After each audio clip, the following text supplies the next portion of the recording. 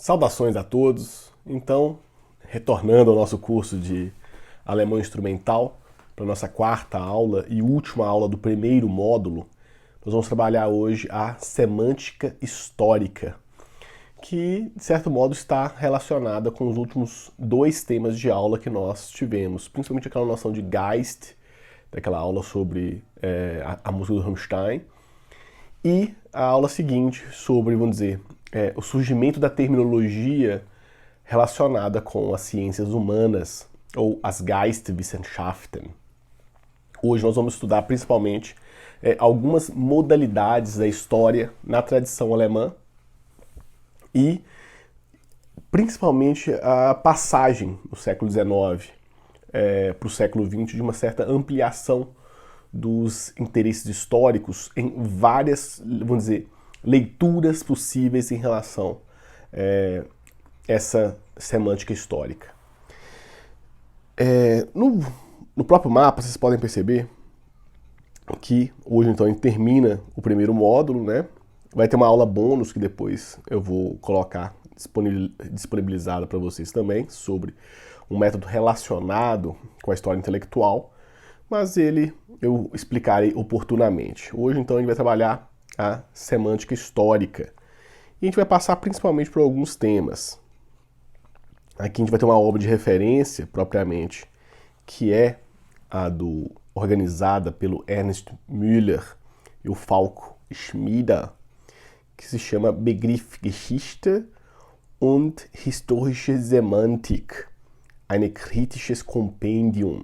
Ela foi publicada em 2016 pela Suhrkamp, que é uma editora assim, bem famosa, eu já mencionei ela com vocês na primeira aula. E ela acaba sendo assim, hoje uma obra realmente de referência em relação a esses estudos que relacionam tanto as formas clássicas de filologias no século XIX, como as tentativas de recuperação desses temas no século XX, seja pela filosofia da linguagem, seja pela tradição crítica, seja pela hermenêutica, pela metaforologia, pela história dos conceitos, pela história da cultura. Nós perpassaremos alguns campos aqui hoje, mas talvez um ponto de partida interessante é o modo como, no século XIX, os alemães vão se posicionar sobre, vamos dizer, as narrativas quanto à história, né? E até o uso terminológico disso, né? Vai existir uma certa distinção entre Geschichte e Historie. Então você tem, vamos dizer, a palavra mais germânica e a palavra mais, vamos dizer, voltada às línguas românicas para poder se expressar. E no século XIX alguns autores vão fazer exatamente uma crítica que a Geschichte seria assim, uma leitura mais efetiva sobre os eventos históricos. Isso está até relacionado à própria palavra, né? O Geschichte se relaciona com Geschehen, que tem a ver com o acontecido, né? O acontecimento. E isso tem uma certa pretensão sobre como, na realidade, aquilo se deu. E a Historie seria mais uma descrição posterior, narrativa, com certo distanciamento, que vai gerar até certos termos, né? Alguns até de conotação pejorativa, como historicismos ou historiografia, como uma forma de escrita da história. E isso vai gerar no século XIX, principalmente na tradição alemã, uma pretensão assim de uma história quase que total dos fenômenos do passado, como se isso fosse possível, né?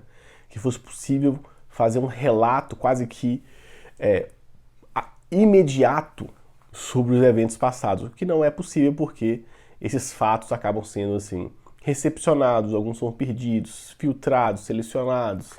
Então, há até uma crítica assim, muito forte já no século XIX, essa tendência historiográfica excessiva na história alemã. Vamos dizer, volumes e volumes sobre a história universal, ou mesmo sobre eventos sobre, por exemplo, a história de Roma, né? O Theodor Mommsen é um dos exemplos desse paradigma historiográfico quanto à história de Roma e a história do Estado romano, a história do direito romano também. Onde são volumes copiosos que nós vamos encontrar. O ponto de partida nosso, propriamente, vai ser como essa história semântica se organiza, como, vamos dizer, uma organização a posteriori de diversas correntes de pensamento que se interessaram pelo problema da história na sua relação com o problema da linguagem. E é aí que se torna um pouco mais complexa a relação, porque assume-se no século XX não só o problema da história, como no século XIX, mas o problema da linguagem, enquanto, vamos dizer, legítimo como discussões filosóficas. Algo que a gente volta, por exemplo, na tradição do racionalismo moderno, ou mesmo do iluminismo, não se encontra dessa forma, né? Você tem muito mais um uso quase que instrumental e secundário desses elementos da história e da linguagem. Algo que no século XX vai ser assim, vai se ampliar em diversas correntes. E essa obra, organizada pelo Miller e o Schmieder, ela vai tentar organizar isso, como que são os efeitos disso na filosofia.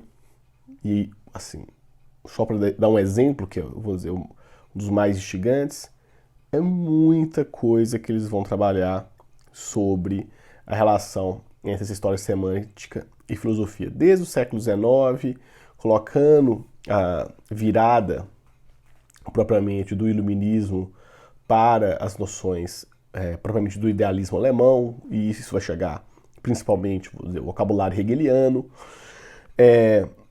a própria união da linguística dentro das ciências naturais empíricas, depois propriamente as reações contra, por exemplo, a reificação, né? É uma das traduções de Verdinglichung, reificação, do Feuerbach e depois do Marx. E vamos passando assim por vários autores de tradições anti-hegelianas, depois de tradições mais críticas ainda em relação à filosofia, como o caso do próprio Nietzsche. O Fritz Mautner, que é assim, pouquíssimo conhecido para fora da Alemanha, foi um dos autores assim, na virada do século XIX para o século XX, mais criativos e até representativos dessa crítica da linguagem, quanto ao elemento da história, da literatura, do próprio direito. O Mautner também era jurista. E isso vai, vamos dizer, ser um dos autores bem interessantes. Ainda sobre a própria formulação de dicionários históricos na virada do século, e o exemplo do Rudolf Eisler, eu vou relembrá-lo em breve quanto a propriamente o movimento, vamos dizer assim, da história intelectual, da Geistesgeschichte, e como que isso vai poder ficar, por exemplo, em tradições comparadas, né? Tanto na França com André Lalande, na Alemanha com Eisler, com Baldwin na tradição anglo-saxã, e até mesmo assim, passagens sobre como que o neocantismo e já no início do século XX vai começar a discutir essa relação, por exemplo, de história dos conceitos e história dos problemas, né? E aí o Windebank, Hartmann, Cassirer são personagens importantes. Já na tradição inglesa, que vai aparecer na tradição norte-americana também, o Arthur Lovejoy, que é um dos autores assim que vai fazer uma History of Ideas na tradição anglo-saxã, muito próxima da noção de Geistesgeschichte, da tradição alemã. Propriamente o projeto do Rothacker, que é um dos, vamos dizer, o projeto intermediário entre propriamente o Eisler, no início do século, e o Dicionário Histórico de Filosofia, que eu já mencionei com vocês, que vai ser organizado a partir do Joachim Ritter, que já é o próximo tema aqui dentro dos capítulos. Depois, vamos dizer, uma retomada de Nietzsche através de Heidegger, discussões já sobre, vamos dizer, a noção política e de uma certa neutralidade política pós-Segunda Guerra Mundial.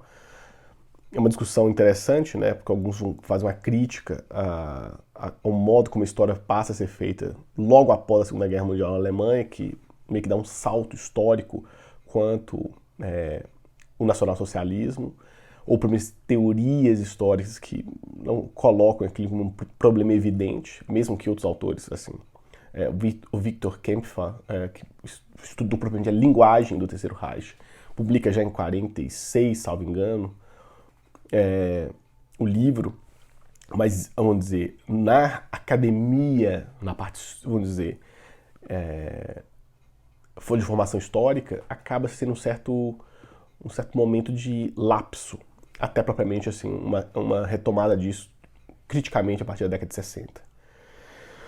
Ainda, Gadamer, a metafilologia do Hans Blumenberg, que nós vamos mencionar um pouco na aula de hoje, as relações, vamos dizer, de recepção das teorias da filosofia da linguagem, mas da pragmática linguística e da teoria dos atos de linguagem do Wittgenstein e dos seus, vamos dizer, continuadores.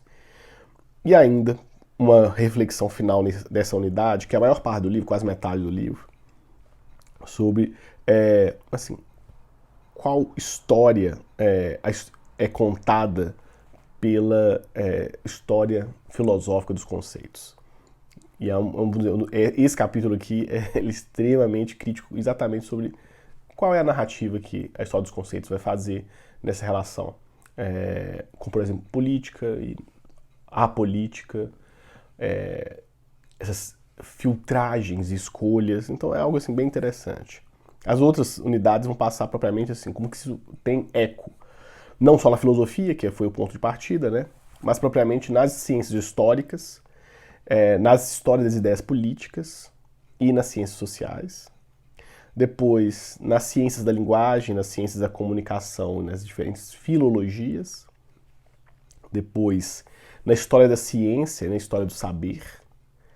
E por fim, já no movimento um pouco mais amplo, né, da história da ciência da cultura, dessa cultural history and cultural studies. E aí já tem mais diálogos principalmente com a chamada Escola de Cambridge e a recepção da própria história dos conceitos na Inglaterra e Estados Unidos. Por fim, tem uma última parte da obra que é muito interessante, que é sobre instituições, periódicos e grandes léxicos. E aí eles vão exatamente mostrar essa relação entre, por exemplo, DFG na Alemanha, as academias de ciência, por exemplo, a Academia de Ciência de Mainz, que é uma das que ajudaram na organização do Dicionário Histórico de Filosofia. Dentro desses periódicos, o Arquivo para a História dos Conceitos, que é um que já mencionei, mas voltaremos a mencioná-lo. E, claro, os dicionários históricos propriamente, né, como o Dicionário Histórico de Filosofia, o Dicionário Histórico de Retórica, o Dicionário Histórico de Conceitos Fundamentais. Depois vai ter o Dicionário Histórico de Estética. Então, que eu apresentei para vocês propriamente na primeira aula, né, nesse capítulo da obra, eles vão mostrar propriamente a formação desses dicionários propriamente.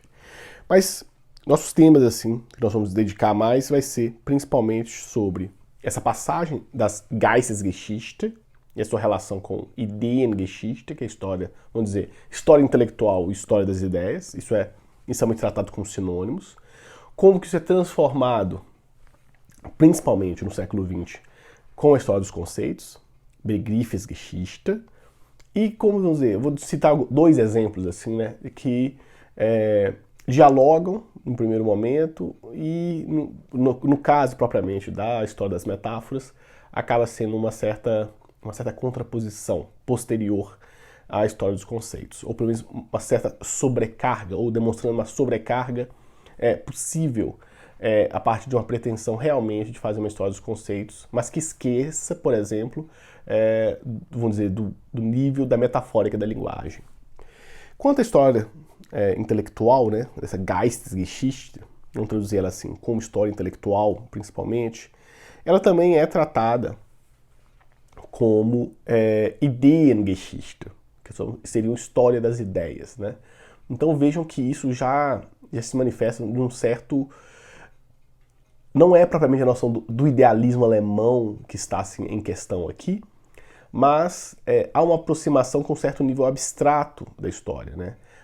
O que movimentaria as discussões históricas seriam análise desses problemas assim ideonômicos, né? Grandes ideias que movem, vamos dizer, o próprio processo histórico, do que propriamente uma leitura sobre, por exemplo, história social, sobre história econômica, sobre história política, mas com essas grandes ideias que vamos dizer, supraestruturas, né, para poder utilizar um jargão mais marxiano aqui, como as superestruturas vão influenciar as infraestruturas, o que vamos dizer, na tradição das escolas mais materialistas na história, você tem, na verdade, um processo inverso, né?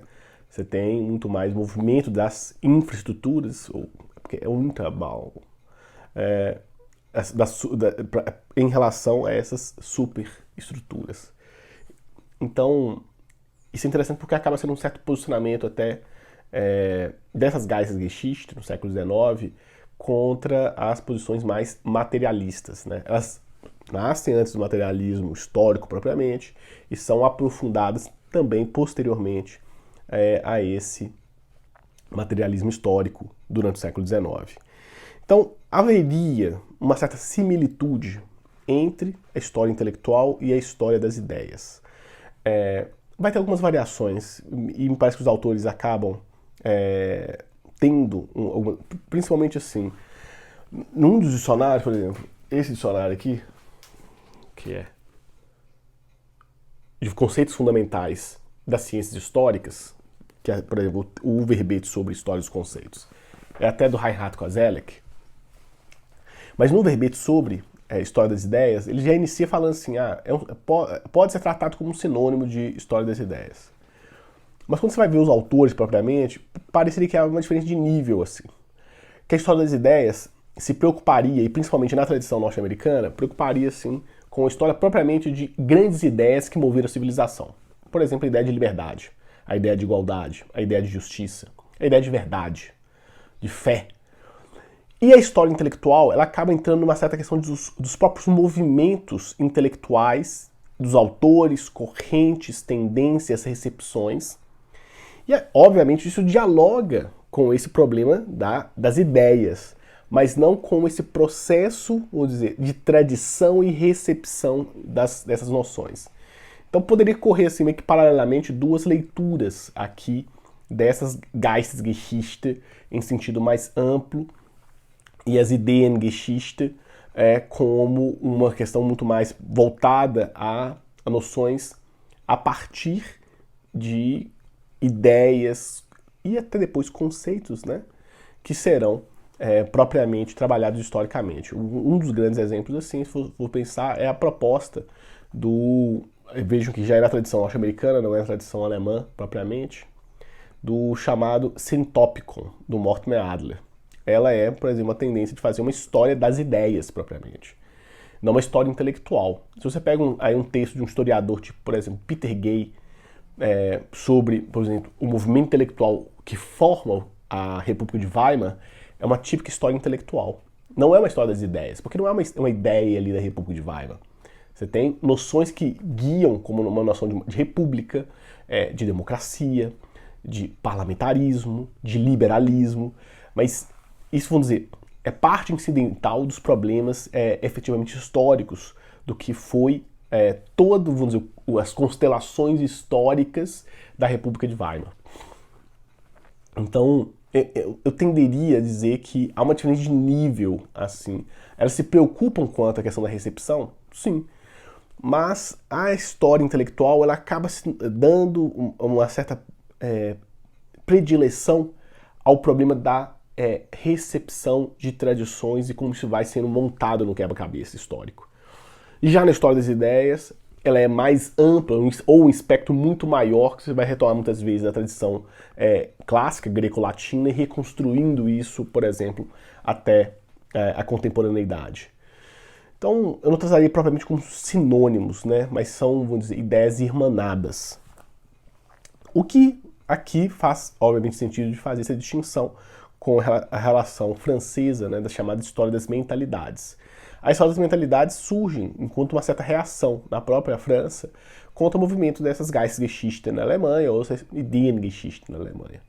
porque elas se voltam não nessas, vamos dizer, nesses grandes movimentos intelectuais do gênio do romantismo, mas as mentalidades, vamos dizer, cotidianas que formaram a história. Então, na história das mentalidades, você acaba voltando para interesses como, por exemplo, a história da família, a história do casamento, a história das instituições, o que depois vai ser retrabalhado no sentido mais amplo de uma história social. Então, ela já se coloca, na primeira metade do século XX, com uma certa reação a essa noção demasiadamente abstrata da história das ideias na tradição alemã. Mas, inegavelmente, como se fala em Geistesgeschichte, algo que assim, está impregnado no vocabulário histórico é a própria distinção hegeliana entre espírito subjetivo, espírito objetivo e espírito absoluto. Até porque, dentro do próprio Hegel, esse movimento dessas Geistesgeschichte estariam relacionados principalmente a, vamos dizer, elementos do espírito subjetivo e do espírito objetivo. Quando você vai estudar, por exemplo, instituições como o direito, o Estado, que são, vamos dizer, manifestações do espírito absoluto, mas que se ganham objetividade ou, vamos dizer, efetividade, para ser mais hegeliano aqui, né, Wirklichkeit, com, propriamente, o espírito objetivo. Então, é inegavelmente uma retomada da tradição hegeliana. E isso vai estar, vamos dizer, presente. Só que aí viram dois outros níveis aqui, dentro dessas Geistesgeschichte, que seria interessante mencionar. Os termos são até posteriores ao século XIX, é muito mais usual encontrarmos Makrohistorie e Mikrohistorie no século XX, né? E isso fica muito bem claro no texto organizado pelo Falco Schmieder. Que essa macro-history, ela vai, vamos dizer, se preocupar com duas coisas que eram feitas no século XIX, ou eram pretendidas no século XIX, uma Universalgeschichte e uma Weltgeschichte, então uma história universal e uma história, vamos dizer, mundial, uma história do mundo. São pretensões bem diferentes, né? De certo modo, vamos dizer, o propósito das preleções de filosofia da história do Hegel estão atrelados a essa noção. Volta-se à tradição não apenas clássica, pelo contrário, volta-se, por exemplo, aos grandes impérios asiáticos, ao Egito, para mostrar, por exemplo, como que a noção de igualdade ou de liberdade se processam ao longo da história, e isso vai se reconstruindo na tradição clássica, na tradição cristã, na tradição, vamos dizer, germânica, né, posterior. Então, vamos dizer, um ideário que é compartilhado ao longo do século XIX por diversos autores com essa noção. Mesmo Jakob Burckhardt, que a gente vai falar daqui a pouco, tem uma pretensão de fazer essa noção de Weltgeschichte, uma história do mundo. Não é propriamente o que no século XX, ou final do século XX, vai ser trabalhado como história comparada, ou de história da filosofia comparada, que é tentar assim, compreender como que no contexto, vamos dizer, europeu, no contexto africano, no contexto asiático, você tem um compartilhamento epocal sobre problemas, mesmo que com categorias utilizadas de forma distinta. Vamos dizer, um trabalho assim, muito mais complexo de ser feito, talvez não tínhamos sequer dados efetivamente quanto a isso no século XIX, mas hoje, né, encontramos mais bibliografias nesse sentido de uma história da filosofia comparada. E no campo, assim, propriamente uma micro-história aqui, ela, vamos dizer, se manifestaria principalmente numa Kulturgeschichte e numa Problemgeschichte. Uma história da cultura, uma história dos problemas. Até porque isso fica num âmbito mais determinado, né, de uma cultura. Muitas vezes no século XIX isso vai estar relacionado com o elemento de nação. Esse é um dado interessante, né? Preocupa-se sobre, vamos dizer, a cultura, a história da cultura, por exemplo, na tradição italiana, na tradição alemã, na tradição francesa, na tradição portuguesa, se quiserem. E quando vai se falar de Problemgeschichte, especificamente quanto a, vamos dizer, problemas específicos da história em nenhuma tradição cultural, né? A gente poderia falar sobre, por exemplo, como que fica a questão do esclarecimento na tradição alemã. Então, isso acaba sendo uma noção que é interessante para os alemães em contraposição, por exemplo, às outras formas, né, de iluminismo. Ou até mesmo quanto, por exemplo, a questão da noção de progresso. é um problema a noção de progresso na modernidade, que não é perceptível, por exemplo, no mundo clássico ou mesmo na antiguidade tardia. Há algumas discussões quanto a isso que já dentro do humanismo e do Renascimento isso passa a surgir, mas é efetivamente com a história moderna que a noção de progresso toma corpo nas discussões. Isso tornaria, por exemplo, um problema histórico a ser discutido sobre como que chegamos a essa noção de progresso. Não só o progresso científico, mas, por exemplo, progresso social. Então, isso, por exemplo, é um dos exemplos de história dos problemas. Mas vamos, assim, a autores mais, vamos dizer, específicos no século XIX que pretenderam trabalhar a partir dessa noção de Geistesgeschichte. E talvez o primeiro grande nome aqui que vale a pena trabalhar seja o do Jakob Burckhardt. E o Burckhardt, ele foi professor na Basileia, Suíça, e foi amigo pessoal do Friedrich Nietzsche. Então, várias questões, assim, propriamente das cartas do Nietzsche com o Burckhardt são extremamente interessantes, até porque das vantagens e desvantagens da história para a vida, que é um texto da segunda extemporânea, há uma discussão sobre a tradução aqui, mas que seria mais ou menos da utilidade e da desvantagem da história para a vida, né? Uma tradução mais direta, vamos colocar assim. É um texto que está influenciado muito pelas leituras, vamos dizer, críticas em relação à história que o Burckhardt fazia. O Burckhardt recebeu muito bem, por exemplo, o Nascimento da Tragédia, do Nietzsche, e foi um interlocutor, vamos dizer, até grande parte da vida consciente do Nietzsche. Mas o Burckhardt, ele vai ter uma imagem muito interessante, que é a chamada do Der Geist ist ein Wühler, que o espírito é uma topeira, né? É claro que essa metáfora é um pouco engraçada, pode ser lida de forma dúbia, pelo menos porque a topeira, ela é cega, né? Assim, em comparação à luz do sol, etc. Mas ela, no seu trabalho propriamente de adentrar as subestruturas do pensamento, acaba se assemelhando muito ao papel do historiador, né? Que se volta a essa, vamos dizer, busca de fundamentação nos subterrâneos da história. E o Burckhardt acaba sendo um dos autores que realmente trazem essa noção de remontar a tradição histórica para poder entender os nossos, vamos dizer, o panorama intelectual propriamente. Ele tem obras assim que são ímpares, né?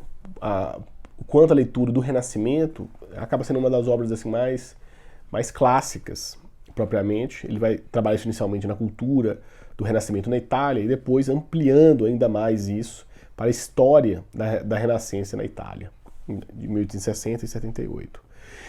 Mas a obra que talvez seja mais vamos dizer, importante nessas questões das Geistesgeschichte para a recepção do próprio Burckhardt esteja nessa obra de 1905 chamada Considerações sobre História do Mundo ou História Mundial, né? Ela acaba sendo... A tradução geralmente é Considerações sobre História. Eles deixam Welt de lado. Tem tradução em português. Na bibliografia depois eu vou colocar para vocês. Esse texto é assim bem exemplificativo sobre essa pretensão das Geistesgeschichte. Ela, vamos dizer, tira ou pelo menos um certo aspecto historiográfico ou excessivamente historiográfico da história e serve um papel filosófico de reflexão da história, né?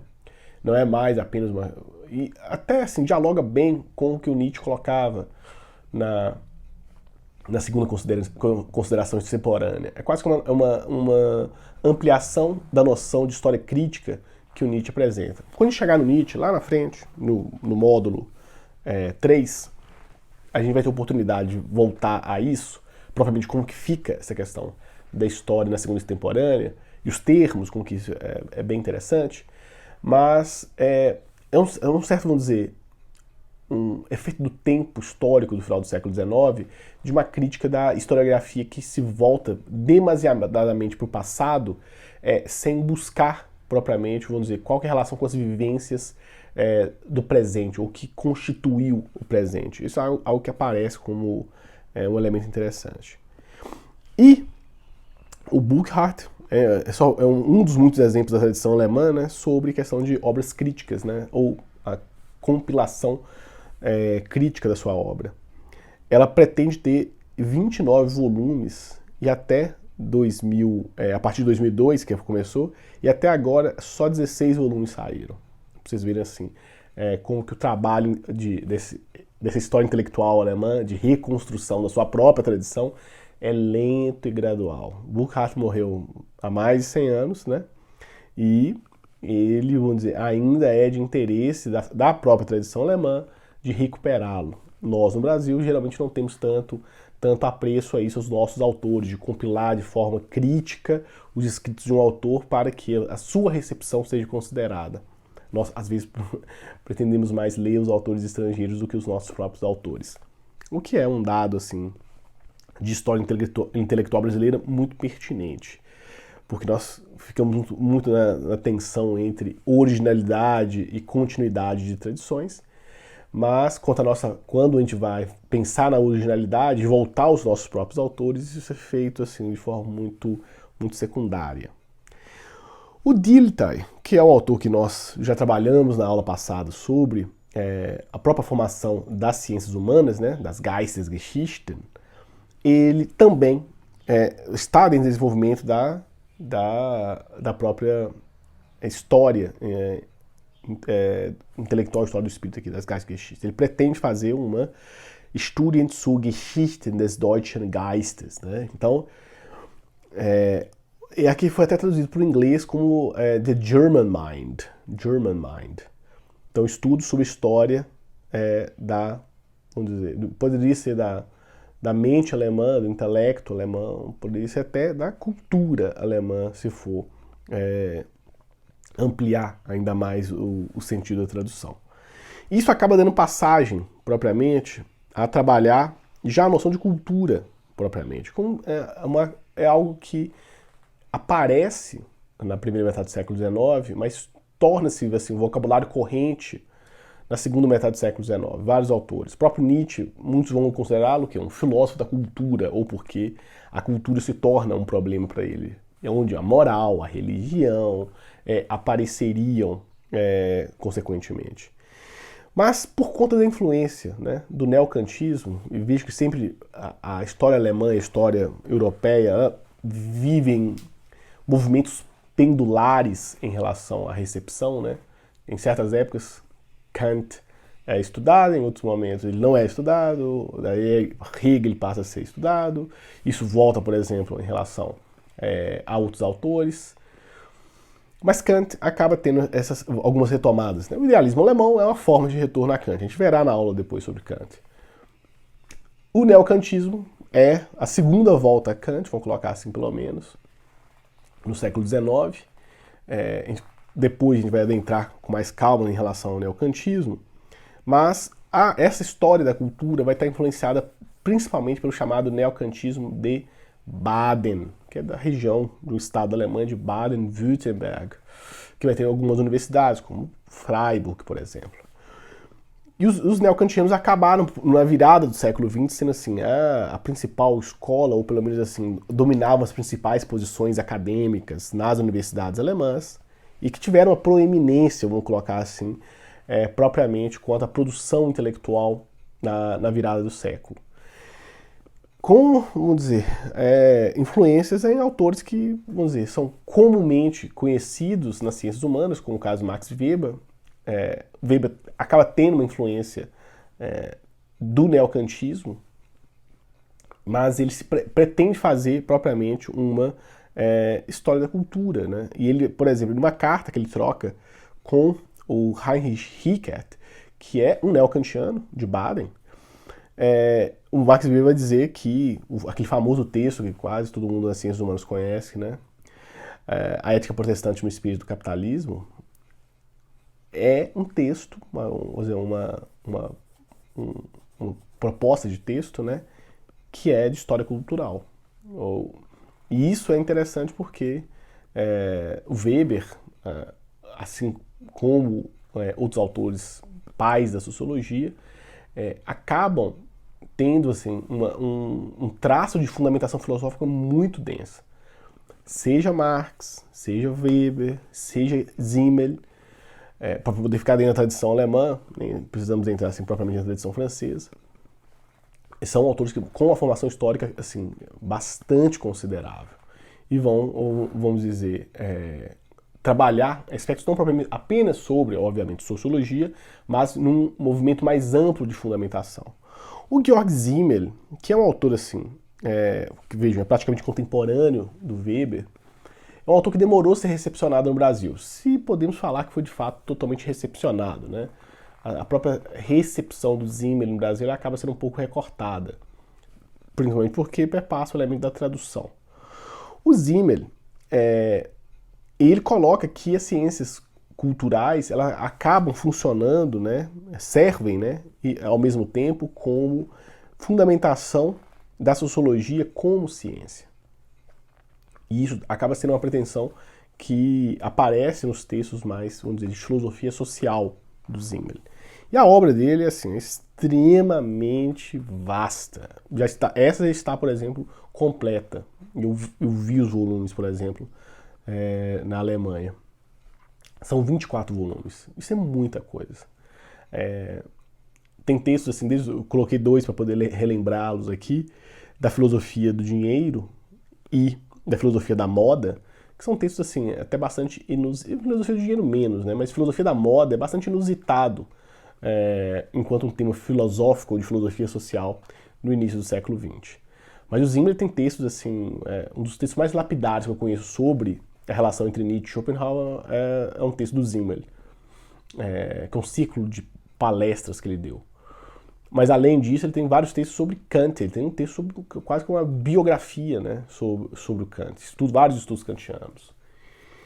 E os textos deles acabam sendo de uma certa filosofia da cultura, propriamente, e a história da cultura acaba sendo parte desses elementos. O que ele mesmo colocava enquanto um propósito de fundamentação da sociologia como ciência. Parece-me que nas ciências sociais, no Brasil, nos últimos 20 anos, assim, o Simmel passa a ser recepcionado, pelo menos assim, de segunda, terceira mão. Pouca coisa traduzida ainda, mas ao menos chama a atenção. Pode ser que isso mude nos próximos anos e passemos a ter mais traduções sobre a obra do Simmel. Mas é um dos autores considerados assim de forma bastante presente na fundamentação dessas ciências culturais. Avançando, e aí propriamente com um eco diferente, né, porque o Ab Warburg ele é uma personalidade intelectual assim, ímpar na tradição alemã, até porque assim, o Hintergrund, né, o background do Warburg é bastante peculiar. Ele era de uma família de banqueiros em Hamburgo, né, portanto, a cidade da Liga Hanseática, né, centro financeiro ou coração financeiro da Alemanha ou dos principados germânicos durante alguns séculos. E a família dele era muito, muito rica. Ele era o filho mais velho, vamos dizer, tradicionalmente ele deveria tomar os negócios da família. E ele, numa discussão assim, familiar, fala que não tem interesse, ele passa, então, vamos dizer, esses direitos e deveres, vamos dizer, quase que morais, familiares, para o irmão mais velho, mais novo dele, mas que seria o sucessor, assim, né? Pedindo basicamente que possibilite a ele a comprar o livro que quisesse. O que fez com que o Warburg criasse uma biblioteca privada ímpar, né? Ele morre em 29, vejam. E antes, portanto, do advento do nazismo. A família dele era de, vamos dizer, raiz judaica. O que depois, já, com a ascensão do nazismo, vamos dizer, o legado do Warburg tivesse ficado na Alemanha, possivelmente teria sido queimado. O que o Warburg pretendia, né? Fazer uma história realmente comparada das culturas. forma muito mais ampla, não apenas na noção assim de uma cultura alemã, não. Entre as culturas, por exemplo, não só indo-germânicas, mas também ou indo-europeias, ou até ampliando. Ele viajou para o México, fez estudos sobre, por exemplo, elementos de ritos, religiões, na religião mexicana, nas religiões, vamos dizer, históricas, né, dos povos nativos no México. E ele assim, teve um contato direto com vários intelectuais. E vários intelectuais iam para o instituto que ele fundou, a biblioteca que ele fundou, que ficava inicialmente em Hamburgo, e depois, em 1933, foi já transferida para Londres, a biblioteca como um todo. O instituto ainda existe na Alemanha, vinculado à Universidade de Hamburgo, mas a biblioteca ficou em Londres. Há sempre umas discussões assim que você vê nos comentários dos intelectuais, mas parece que vai continuar lá.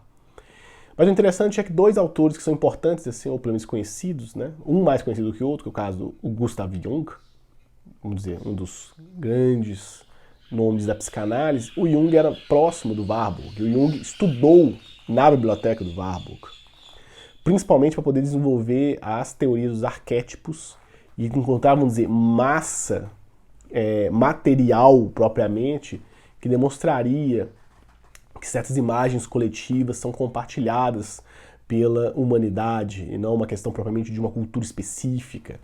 Então isso é bem interessante, porque ele vai usar exatamente o material recolhido pelo Warburg. Um outro autor, não tão conhecido por todos assim no mundo das ciências humanas, mas que vai dialogar diretamente com o Warburg, por ser também de Hamburgo, ou professor em Hamburgo, é o Ernst Cassirer, que teve contato direto com o Warburg. O Warburg acaba fazendo assim, uma certa ciência das expressões imagéticas. E ele procura assim, propriamente não só a questão textual, que é diferente, né? Um filólogo voltaria muito aos textos.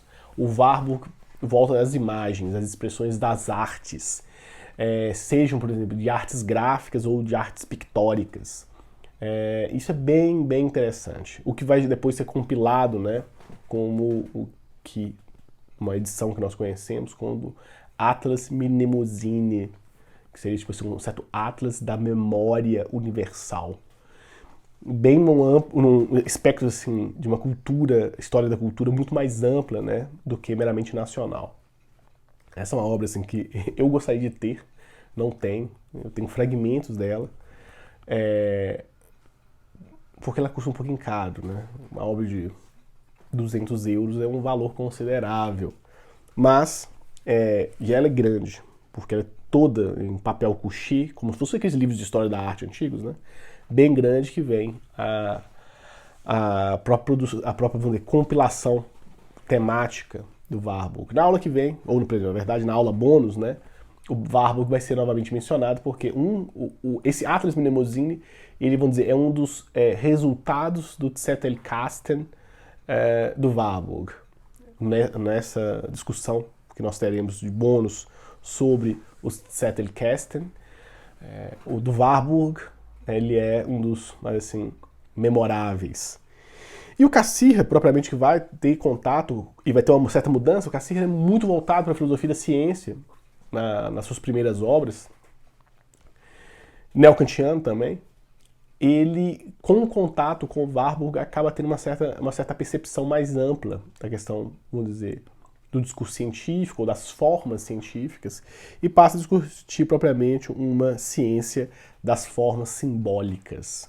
Isso aí vai ficar depois, vamos dizer, na sua obra monumental, né, que é a Filosofia das Formas Simbólicas, em 3 volumes, que vai trabalhar sobre a linguagem, sobre os mitos, os ritos, é bem interessante. Ele vai trabalhar principalmente sobre como que os mitos, religião, linguagem, ciência e arte, vamos dizer, movem essas formas simbólicas.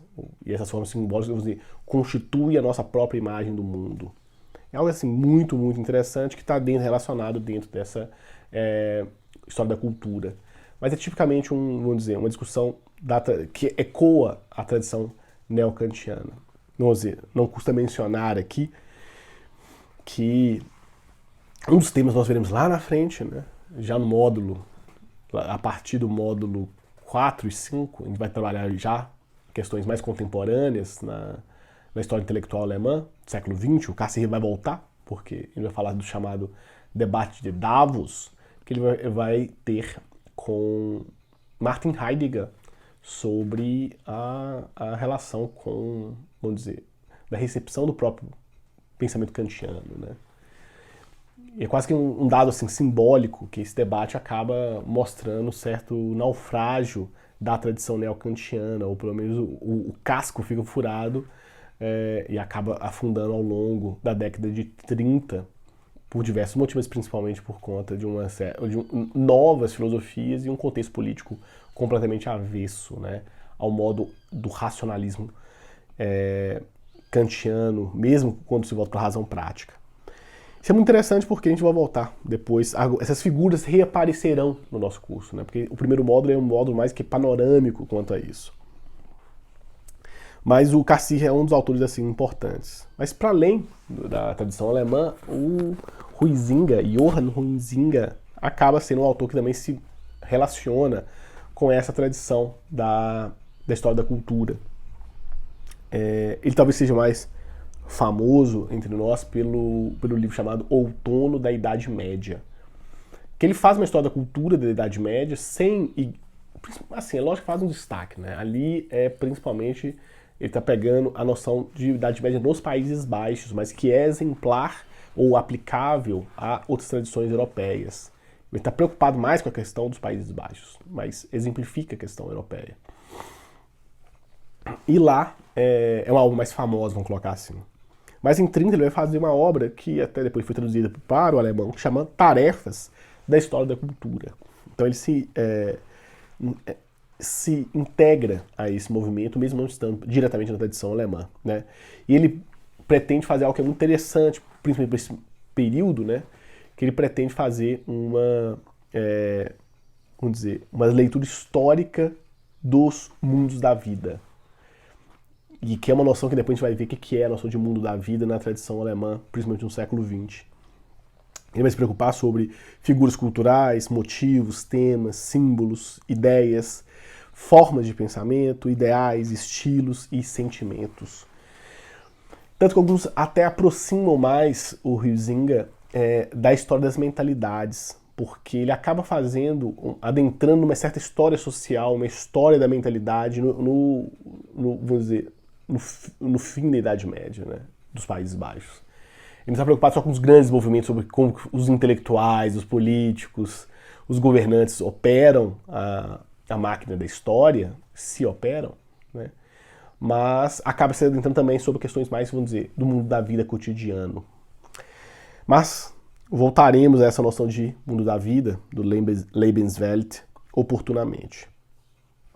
Avançando mais um pouquinho, que é assim, uma certa contraposição ou tentativa de releitura propriamente da história da cultura, vai ser a noção de história dos conceitos ou história conceitual na tradição alemã. Propriamente assim, os termos vocês vão encontrar em inglês conceptual history, que é o termo assim, mais usual, eles não vão fazer de outra forma. Eles vão traduzir como história conceitual diretamente. No português, eventualmente, a gente conta a história dos conceitos, acaba sendo também razoável. Ele está muito relacionado, assim, vamos dizer, o principal Zeitschrift que vai promover a história dos conceitos na Alemanha pós Segunda Guerra Mundial vai ser os Archiv für, falta um laut aqui, arquivos para a história dos conceitos. Fundado pelo Erich Ruthacker, que eu mencionei com vocês agora há pouco, dentro da história cultural e história dos problemas, por mais que ele esteja mais preocupado com a história dos problemas do que propriamente com a história dos conceitos. E a gente vai ter, assim, alguns participantes dessa história dos conceitos, vou colocar alguns, né? Isso começa, de certa forma, com uma certa pretensão ainda não tão consciente teoricamente pelos autores, que estão envolvidos naquele movimento do final do século XIX para grandes dicionários, é o caso aí do Rudolf Eisler, que ele vai fazer esse dicionário de conceitos filosóficos e expressões. Depois tem um outro dicionário que é sobre autores alemães, propriamente, autores filosóficos, uma obra posterior, que ele ajuda a compilar, mas essa obra acaba marcando muito na tradição alemã, porque a pretensão dela é fazer uma certa, realmente, história dos conceitos filosóficos. E a pretensão que o Rothacker tem, já na década de 30, é de fazer uma nova versão do dicionário. Não é vamos dizer, uma edição do dicionário, mas uma nova versão do dicionário a partir dos desenvolvimentos de pesquisa posteriores ao Eisler, ou pelas insuficiências do Eisler.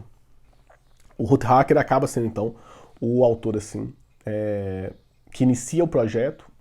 Ele, vamos dizer, não consegue alavancar isso durante o Terceiro Reich, talvez, até por questões assim, que isso revelaria, vamos dizer, na formação do que se chama essa cultura alemã, vários elementos de formação, vamos dizer, extra-cristãos, né?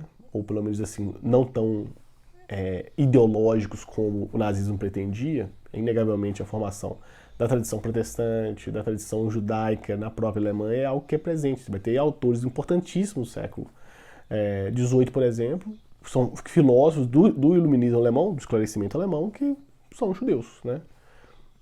Moses Mendelssohn, por exemplo, que discutia e dialogava com Hamann ou mesmo com Kant, é um autor de lastro judaico. O que talvez uma exploração mais ampla do espírito alemão mostraria isso. Mas o Rothacker acaba tendo assim, posições relativamente neutras ao longo do nazismo. Ele não é perseguido, não perde cátedra, ele não era vinculado a nada propriamente a ponto de ser perseguido.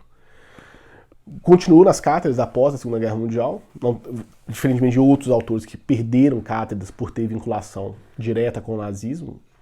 Heidegger é assim, o maior exemplo, mas existem outros. Carl Schmitt, né, também é outro que também perdeu cátedra, tanto que poderia aparecer aqui, né, o Carl Schmitt, ele até naquela parte sobre história, da formação da história dos conceitos, Carl Schmitt tem um capítulo dedicado, né, porque ele vai mencionar propriamente que os conceitos políticos e os conceitos jurídicos são conceitos teológicos. Ele se preocupa em fazer essa noção conceitual. Não é à toa que depois, né, Reinhard Koselleck, nosso último aqui, a lista não é o último, mas assim, só de uma fase da história dos conceitos maior, acaba sendo um grande interlocutor do Carl Schmitt. Durante praticamente uns 30 anos eles trocam cartas, né? Sobre temas até relacionados com a história dos conceitos. Bom, o Rothacker morre em 64, né, 65. Ele, então, deixa, obviamente, de encabeçar um projeto que tinha sido iniciado na década de 50, né? Em 51 foi fundado o Arquivo para a História dos Conceitos. Então você tem aí alguns bons anos de estar relacionado com a Academia de Ciência de Mainz. O Rothacker acaba tendo uma certa afinidade, ou reconhece no Hans Blumenberg um autor de importância, tanto que o Blumenberg não entra aqui propriamente na História dos Conceitos, mas daqui a pouco ainda falar sobre a metaforologia. Mas o Rothacker tem uma proposta de fazer um dicionário histórico que não propriamente da história dos conceitos. Para ele, assim, não há história dos conceitos efetivamente. Há história dos problemas.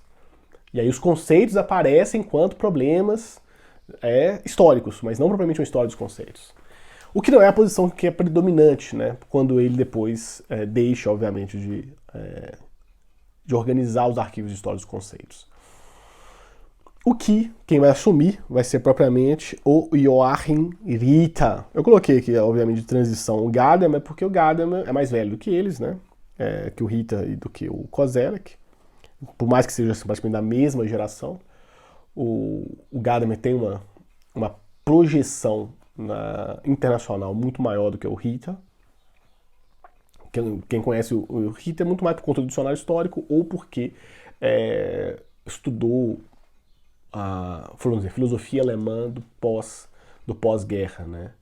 a chamada Escola de Münster, ou Collegium Philosophicum, que ele organizava, ou até Ritterschule, Escola de Ritter, acaba sendo um movimento filosófico bem específico na Alemanha, que, assim, autores importantes, Robert Spennemann, o Odo Marquardt, o próprio Hermann Lübbe, que foi professor em Münster também, estão vinculados a essa Ritterschule, mas os autores da Ritterschule nem todos são vinculados à história dos conceitos.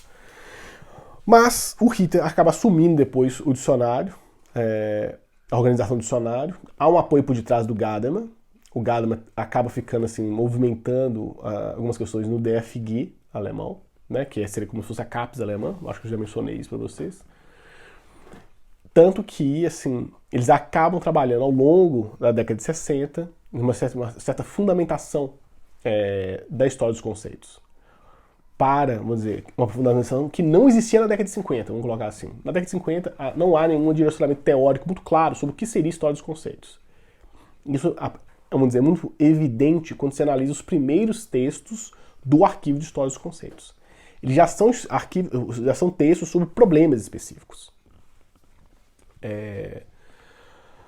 Um dos volumes que eu me lembro aqui, que é um dos primeiros, é sobre a noção de cosmos, né? Como que fica o problema de cosmos, ou seja, mundo, universo, né? Ordem, na tradição filosófica. Uma edição inteira do arquivo sobre a noção de cosmos, que é uma que vai despertar, por exemplo, o próprio Blumenberg. Ele vai ter muito interesse a partir desse texto. Tanto que o Paradigmas para uma Metaforologia, que foi publicado em 1960 nos arquivos de História dos Conceitos, acaba fazendo referência à metafórica do cosmos também. Mas o Ritter e o Gadamer trabalham conjuntamente, né? Principalmente por conta do DFG. O Blumenberg, por interferência do Rothacker, acaba assumindo posição na Academia de Ciências de Mainz.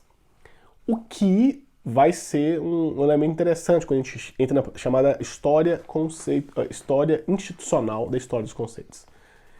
Tem uma autora alemã chamada Margarita Kranz, ela escreveu 2 artigos longos sobre isso, publicados na revista de História dos Conceitos. Sobre essa formação.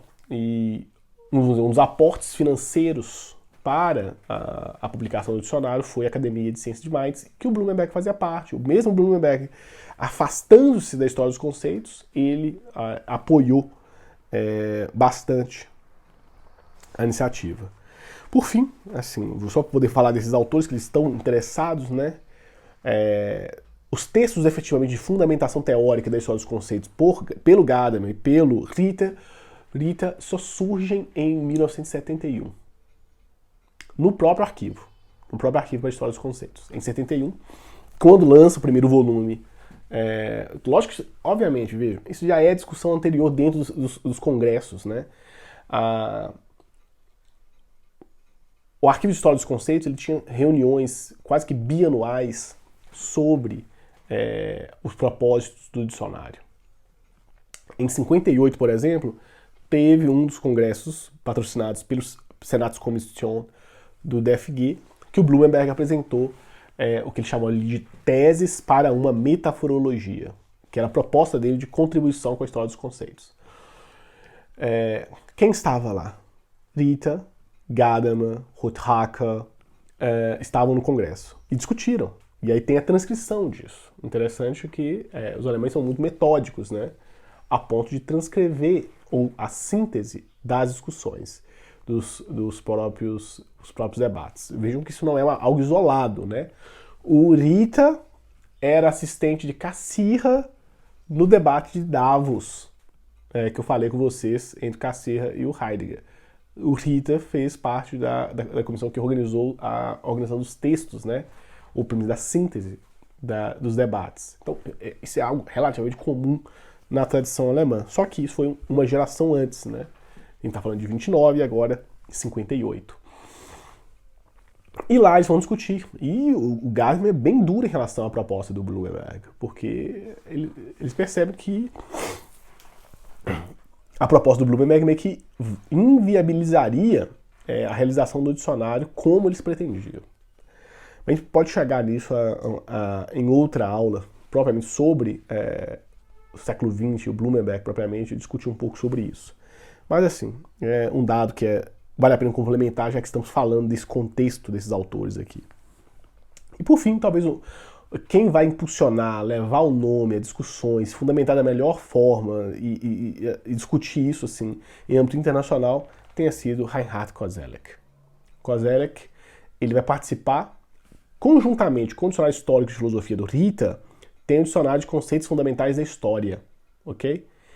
Que é uma versão alemã de um dicionário que era feito na França. Existiu o projeto, né? Que eles queriam pegar principalmente 200 anos de história da França e discutir os termos políticos. E aí é feito um semelhante na Alemanha, organizado por autores assim, não só alemães, o Otto Brunner, ele é austríaco, por exemplo, ele que começa a organização, e o terceiro organizador é propriamente o Koselleck. Só que ele acaba levando a cabo o dicionário, porque o dicionário começa também em 71, a primeira edição, e termina em 96, salvo engano. Já o Dicionário de História e Filosofia começou em 71 e terminou em 2006. Então tem uma diferença assim. É lógico que o Dicionário Histórico e Filosofia é maior, tem muito mais verbetes, são 13 volumes. O Dicionário Histórico são 8 volumes, o nome é de índice. Então tem essas diferenças. Mas o Koselleck acaba sendo o autor que se dedica incessantemente ao projeto da história dos conceitos. E até para demarcar os problemas e atento às críticas que os autores fizeram à história dos conceitos. E aí, a gente pode chegar propriamente à noção que o próprio Koselleck vai ter sobre a história dos conceitos, né? Esse livrinho que eu mostrei para vocês agora há pouco, ele é um livro organizado pelo Koselleck. Assim, o verbete sobre a história dos conceitos é organizado pelo Koselleck. Já, assim, tardiamente, né? Então já é uma visão retrospectiva que o próprio Koselleck teve sobre a história dos conceitos. Ele vai dizer o seguinte: o que é propriamente um conceito, né? Ele vai dizer que o que nós encontramos ao longo do século XX é que a linguagem não é mais apenas um epifenômeno da assim chamada realidade. Se ela não é um epifenômeno, ou seja, um elemento instrumental além, externo, o que nós chamamos de realidade, mas algo que é co-constitutivo do que nós chamamos de realidade, isso muda a noção. E aí ele vai colocar assim, que a história dos conceitos não é nem uma história materialista, nem uma história idealista. Ela quer entender, vamos dizer, essas subestruturas da linguagem no modo como há o movimento histórico. E entender como essas categorias da linguagem moldam a nossa percepção e nossa ação, porque não é só uma questão de percepção, mas de ação sobre a história. Isso é muito interessante porque ele acaba, assim, entendendo, e o exemplo que ele acaba dando nesse próprio verbete é assim, a noção de Estado. Como que é uma constelação de sentidos na noção de Estado. E isso é muito interessante porque, vamos dizer, muitos outros conceitos estão dentro da noção de Estado. Porque se fala Estado, que Estado? Estado moderno, Estado contemporâneo, Estado de direito. Ele vai falar que conceitos anexos, então ele vai dizer, de conceitos centrais você parte a outros conceitos e a outros conceitos numa certa trama conceitual que apresenta como nós podemos compreender mais adequadamente esse, vamos dizer, fenômeno histórico. Ele vai falar que, assim, por exemplo, termos como território, fronteira, cidadania, justiça, força militar, tributação, legislação, ou, vamos dizer, criação de leis, fazem parte da discussão do conceito de Estado. Você ignorar uma dimensão dessa, ou, por exemplo, colocar o Estado só com um produto de uma infraestrutura econômica, uma leitura muito rasa do materialismo, ela seria uma leitura problemática. Você tem, vamos dizer, elementos que constituem a noção de Estado que perpassam a esse campo. E de, como as próprias instituições de Estado vão fazer uso disso. Há toda uma linguagem burocrática que ela faz, vamos dizer, parte do que nós chamamos de Estado. E isso é muito interessante porque aí você acaba qualificando a própria noção de Estado. Você não tem apenas o Estado moderno, mas você tem o Estado de Direito, o Estado Nacional, o Estado Social, o Estado de Bem-Estar Social, o Estado do Führer, ou o Estado do Príncipe, e tantas outras formulações possíveis em relação à noção de Estado. O que é, assim, bem interessante. A história dos conceitos, assim, ela acaba adentrando nessas pretensões de, vamos dizer, de uma certa escavação conceitual e da linguagem. E o que o Koselleck vai falar, né? Você tem um período, né, de formação desses conceitos na história moderna, principalmente em relação à história política. O Satellitzeit traduzem como tempo da cavalariça ou cavalgadura, é como da sela, né? Você sobe na sela e aquilo que percorre o tempo. A imagem é muito difícil de ser traduzida, sabe? Com um momento epocal delimitado historicamente, é mais fácil perceber ali que ele vai colocar que isso se dá principalmente do século XVIII até o século XX, basicamente. Tem umas discussões, mas a tradução é um pouquinho problemática. Mas o que importa é que ele quer identificar nesse Satellitzeit exatamente o momento que as principais categorias vamos dizer, da ciência política, da teoria do Estado são formados. Isso é muito interessante porque assim, ele vai assumir que não só os conceitos são importantes, ele vai assumir um pouco a crítica que o Blumenberg fazia e tentar adentrar propriamente a questão de vivências, né, do próprio mundo da vida na história. Então ele acaba não fazendo nem de fato uma história idealista, nem uma história materialista, mas um caminho do meio, não que isso seja positivo muitas vezes, mas um caminho intermediário de leituras com que, vamos dizer, essa linguagem ela constitui e altera a nossa compreensão sobre os fenômenos históricos. E o modo que nós podemos alterar também os eventos presentes. Isso é uma discussão assim, que é extremamente interessante. Quando você traz isso, por exemplo, uma área como é o caso do direito, entender assim, a formação propriamente dos conceitos jurídicos acaba perdendo essa dimensão. Quando muitos os juristas fazem assim uma má etimologia, que nem é propriamente às vezes correta, né? E a partir disso querem encontrar alguma essencialidade das coisas. A história dos conceitos não trabalha com essa essencialidade, né? Há uma certa dação, né, ou dotação de sentido com esses usos históricos da própria linguagem, né? Isso é bem interessante porque é uma dimensão que eu diria assim, ela ou não deve ser central para se observar a história, mas ela é uma grande contribuição a como nós analisamos, por exemplo, fazer uma história social, uma história econômica, lado a lado de uma história dos conceitos, ou pegando a história dos conceitos enquanto uma complementação daquilo que é deixado de lado, por exemplo, pela história econômica, é algo que é extremamente interessante. E foi, de certo modo, o que alguns autores tentaram fazer depois do próprio dicionário de conceitos fundamentais históricos. Bom, mas assim, com a aula também, eu quero avançar sobre outros temas, eu quero falar de mais dois últimos temas aqui.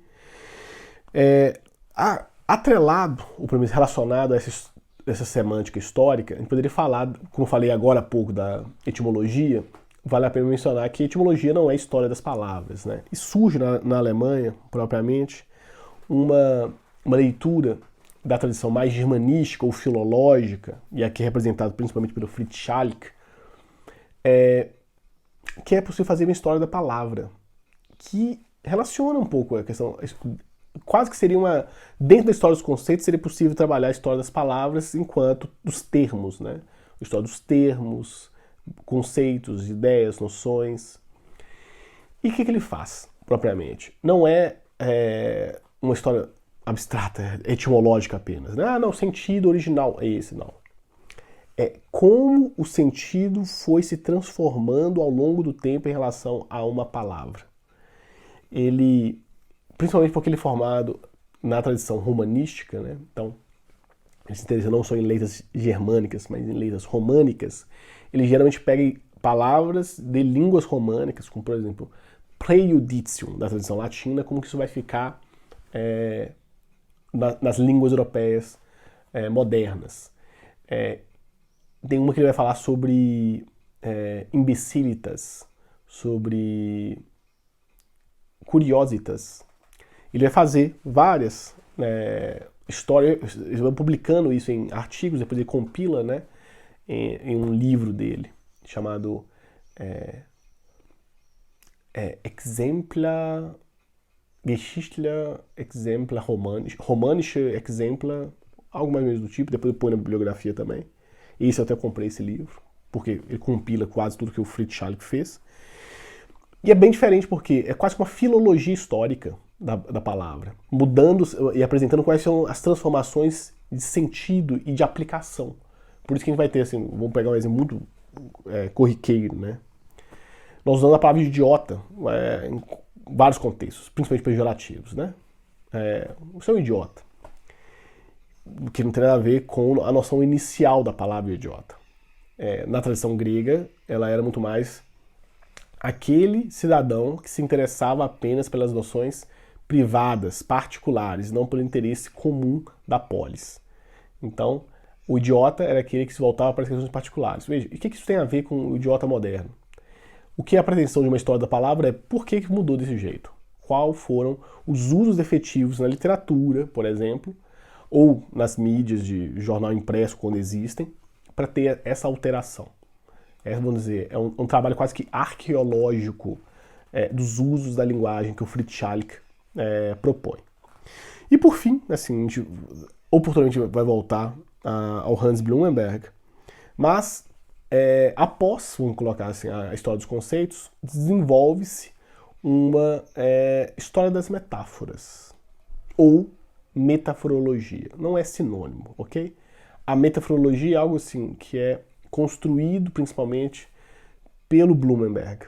Nesse texto que eu falei com vocês, Paradigmas para uma Metaforologia de 1960, que foi publicado no Arquivo de História dos Conceitos.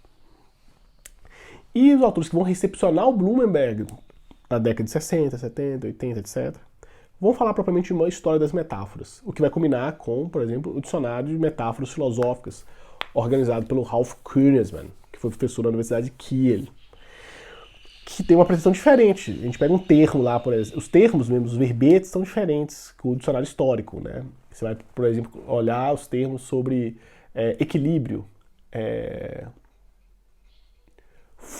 fluxo do rio, né? Fluxo do rio, sobre tem alguns bem interessantes assim sobre harmonia na música.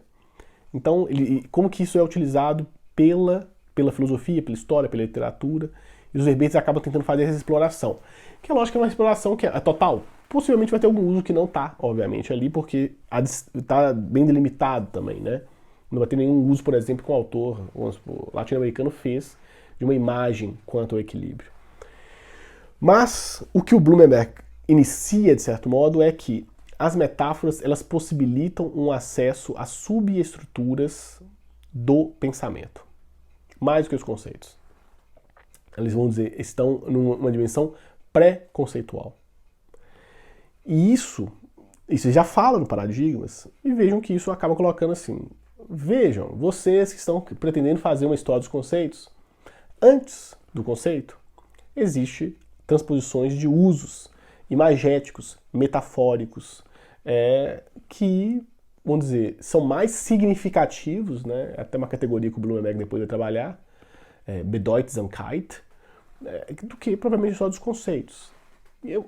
E para quem está de fora, propriamente, da tradição alemã, talvez visualize isso melhor, né? E eu vou dar um exemplo final para poder concluir a própria aula.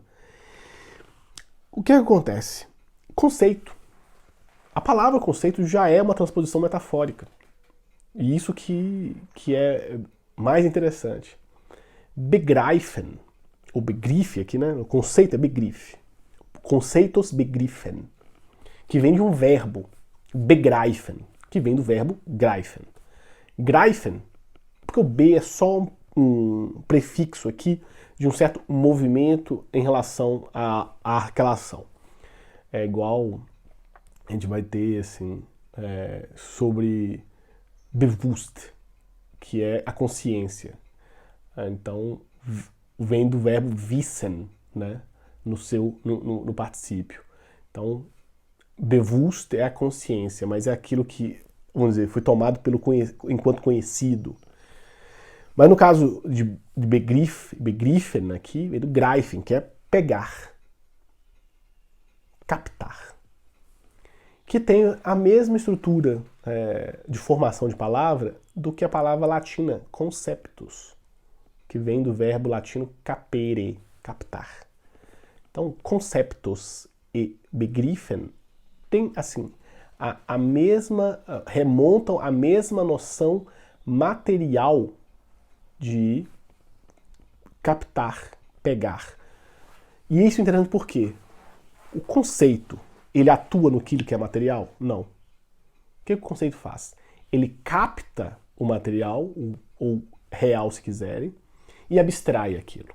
O conceito é sempre uma abstração de um dado real. É um agir pela distância, o que o Blumenberg vai falar num texto bem posterior ao Paradigmas, que é o agir à distância, né? Isso que é uma capacidade da atuação humana, antropologicamente dizendo, nós agimos à distância. O que é uma arma? É agir à distância. O que uma arma age à distância no plano físico. O conceito, ele age à distância no plano epistemológico, para dizer o mínimo aqui. E o Blumenberg, até num texto de 79, chamado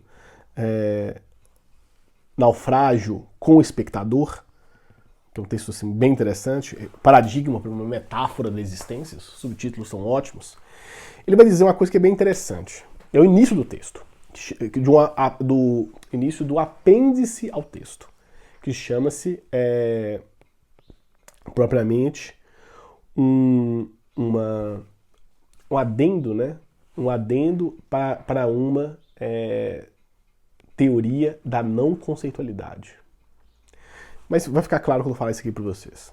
Quando Erich Rothacker, em 1960, aceitou a publicação do Paradigmas para uma metaforologia nos arquivos de história dos conceitos, pensou ele, assim como o autor, que isso atuaria com uma metáfora, com uma metódica subsidiária para a, então, presente história dos conceitos. Desde então, a função da metaforologia não mudou. Em sua referência individual, algo mudou.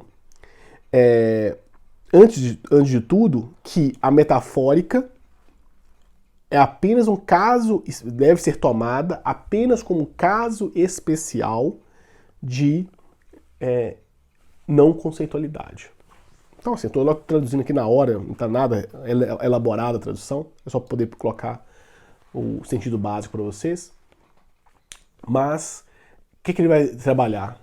O que ele concebeu em 60 enquanto a metaforologia, que em relação às transposições metafóricas da linguagem era ainda um ponto de partida, né? O que ele vai trabalhar as chamadas metáforas absolutas, principalmente aquelas que são indissolúveis na trama conceitual, ou seja, elas não se tornam conceitos, elas não vão se tornar conceitos, continuarão sempre como metáforas.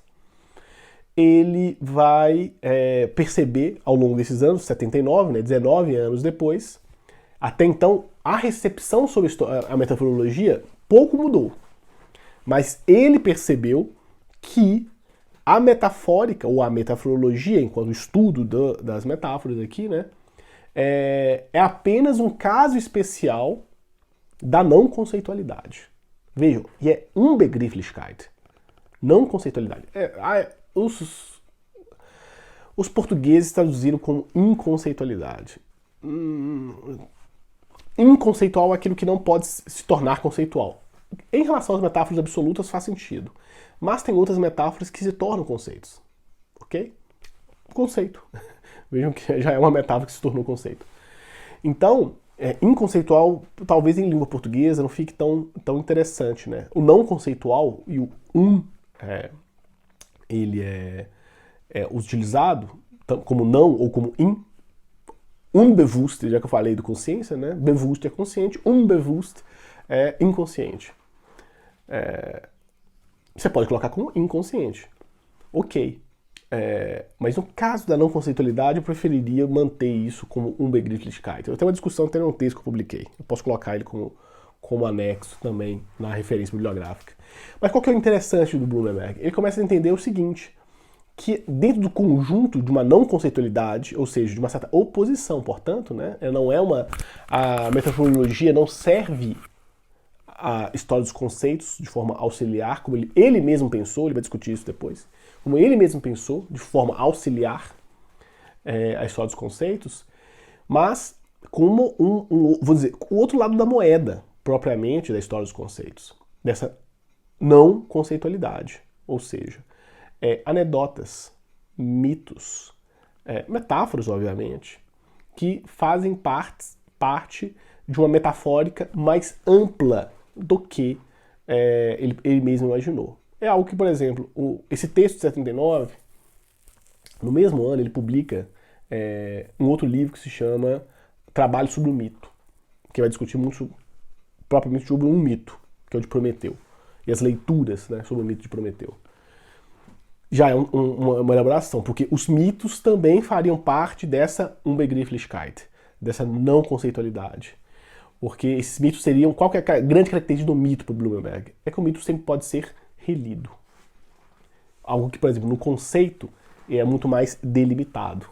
E isso ele vai expandir ao longo da obra na década de 30 e alguns textos póstumos depois chegaram até nós. Um dos maiores é uma pretensão, até de revisão do Erich Rothacker, que chama-se A Legibilidade do Mundo. Lesbarkeit, die Lesbarkeit der Welt. A legibilidade do mundo. Que é basicamente poder reler a metáfora do livro da natureza. Que é uma metáfora que foi trabalhada pelo Rothacker num texto póstumo. E o Blumenberg não, vamos dizer, concordou com a solução do Rothacker e anos e anos depois escreve o livro meio assim, criticando e avançando sobre como que essa metáfora do mundo como um livro ela é interessante, relida e problemática também.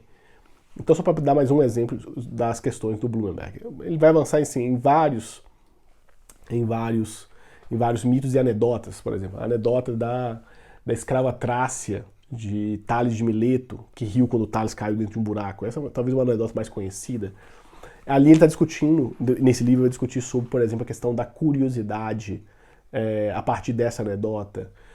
Você tem sobre a metáfora do rio de Heráclito, ele vai discutir sobre a questão do cuidado da existência, isso é um outro livro que ele vai discutir.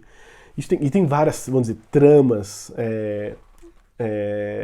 até mesmo de uso intelectual dessas questões. Mas, assim, é só para poder mostrar para vocês que também a história dos conceitos teve uma certa complementação e depois reação na Alemanha com a história das metáforas. É possível trabalhar as duas conjuntamente? Sim. Por quê? Tem metáfora que se transforma em conceito e você pode fazer uma história de ambas sem nenhum problema. Até o Denner Lutz organizou um livro na Alemanha sobre isso, tentando fazer uma história do discurso, uma história da metáfora e uma história dos conceitos conjuntamente. É uma obra coletiva de vários pesquisadores trabalhando a partir dessa perspectiva. Na aula bônus vocês verão um pouco mais sobre Blumenberg.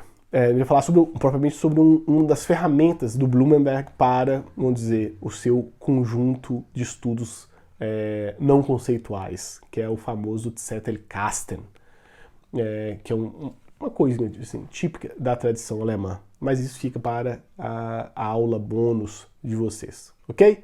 Espero que tenha sido proveitoso. Esse é um grande panorama sobre esses movimentos tipicamente alemães quanto à história entre o século XIX e o século XX. Obviamente isso não exclui outras leituras, né? Mas poder apresentar isso minimamente. A gente vai voltar a esses temas, até porque nos outros módulos vai ter um módulo que vai principalmente pegar a filosofia alemã pós-Segunda Guerra Mundial. E aí, mais uma vez, a hermenêutica filosófica, história dos conceitos vão aparecer de forma bem presente, ok? Tudo de bom e então até a próxima.